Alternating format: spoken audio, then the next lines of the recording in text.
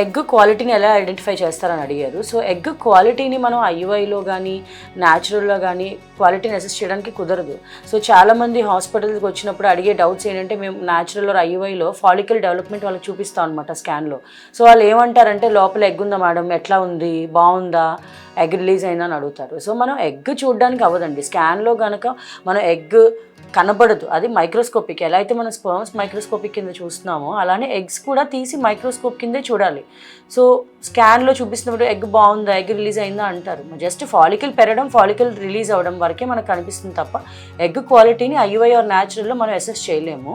But ఐవీఎఫ్లో we can check the egg quality. So ఎందుకు మనం ఐవీఎఫ్లో ఎగ్స్ బయట తీసి మైక్రోస్కోప్ కింద పెట్టి చూస్తాం కాబట్టి అది చూసినప్పుడు దాని యొక్క షేప్ బట్టి, దానికి ఉన్న పోలార్ బాడీ, లోపల సైటోప్లాజమ్ గ్రాన్యులేషన్ ఏమైనా ఉందా, ఓవం అంటే ఎగ్ చుట్టూ ఉన్న జోనా కానీ వీటన్నిటిని బట్టి ఎగ్ క్వాలిటీని అసెస్ చేస్తాము.